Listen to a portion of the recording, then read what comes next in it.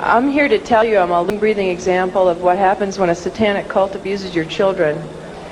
And sometimes I put slides above the abuse, but after seeing the slides of the children this morning, I think you understand what this is about. And there's pictures over at the booth right out here. The devil to me, maybe 10 years ago, was something that was, I went to Catholic church, I'm still Catholic and Christian. I went to church and the devil was something out there that you didn't want to talk about at night, and you didn't talk about in the dark, and it was just something in science fiction movies. My children disclosed just sexual abuse in early 1993. They were masturbating, they were pulling their pants down at the supermarket. They started having oral sex with my St. Bernard, inserting pens and pencils into the dog's rectum. The behavior got worse and worse and worse. I woke up one morning, I don't usually talk about this stuff, I woke up one morning to the bread, the butcher block that you cut bread on, because I'm a vegetarian, so it wasn't a butcher block. And there was a huge bread knife in the middle of the butcher block with a big pool of ketchup in the middle of it. And that was on my kitchen table. And I said to my children, what is this? Who did this? What does this mean? And my son John said, Mom, this is some of the things that we have to see and that have been done to us. I knew I had a big, big problem, and I had no idea what it was called. I called all over the country. I had children's drawings for the police. My husband was under arrest for sodomy and oral sex with my children.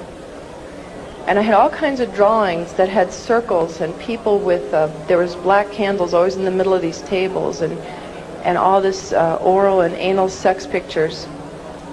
And I went to the Catholic Church and I said, I don't know what this is, but it seems to me these drawings are significant. There are all kinds of symbols I don't understand, and devil heads and goats heads, and I had no idea I did not know what satanic ritual abuse was. Church asked me if I ever had a psychiatric exam, and I said, actually, I'm completely sane. I just know that there's symbols in these pictures. No one would help me.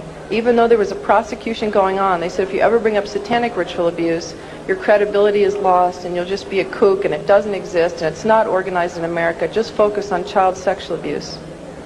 So I took my children to a child sexual abuse hospital. And while they were being treated, and I had legal custody of my children, and my husband and his lawyers and the judge found out my children were in an expert hospital, they confiscated my house, everything I've ever owned, from my baby pictures to my clothes. I walked away with literally the clothes we had on our backs. Took my cars, my federal post office box mail, my income, my assets. I lost everything by taking my children to an expert on child abuse.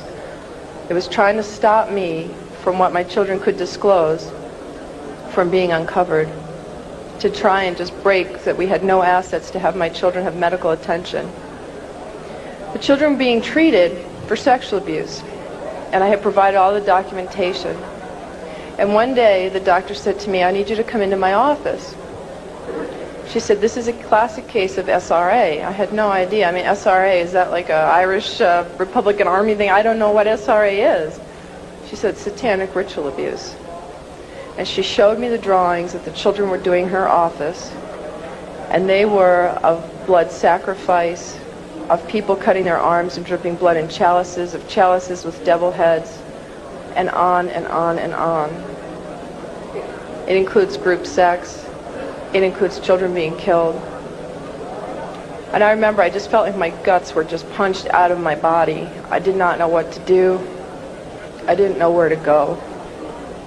I called every organization in the country asking for help, children's organizations. And no one wants to acknowledge satanic ritual abuse. And all the child abuse organizations only say that they lobby. They don't actually help people. And so my quest to save my children has taken me here. And as a consequence, and I can tell you here today, there are other mothers who are here today to ask me for help who have children that were victims of satanic ritual abuse. And it's really hard for me because I'm only one person, and my life has been annihilated, although I have to say it's being rebuilt for the better. But John and Ben, my boys, are 11 and 8 and have lived for 15 or 16 months in the home of a satanic abuser who has been documented as a member of a cult, who 25 people and the state's attorney in Connecticut are investigating and have substantiated sexual abuse and the cult. And yet the governor and no one has been acting to protect my children. So it makes me wonder just how high this goes. But I'll tell you a story about a little boy that affected my life, and I guess it's besides John and Ben, who I always think about and who I want to stop this from ever happening to another child again. I heard a story about a little 8-year-old boy. His mom had taken him to protect him, and they were found. And I had been underground for 3 years, by the way. The mother and this little boy were found. The little boy was taken to a basement. He was crucified alive. First he was skinned. When they torture the children, it causes a physical reaction of the endomorphins in your body to just increase because of the terror and the pain. So when the Satanists drink the blood, they actually get like a chemical, a high, like a drug high from the blood of a tortured victim. And this little boy was found in the basement dead, with no blood, skinned alive and crucified. This cannot happen to any more children. I can't do it alone. My children are there. It's really hard. I need each one of you to know this is not a fairy tale. This is not something out of science fiction. I was a mom who ran a charity and baked oatmeal cookies for my kids. And because my children are victims, I have to stand here and I have to tell you these horrible stories. And I could tell them all day and all night, because both Ted and I get letters and calls for people begging for help all over the country right now. And the only way we can help them is to help save John and Ben first, set the precedence.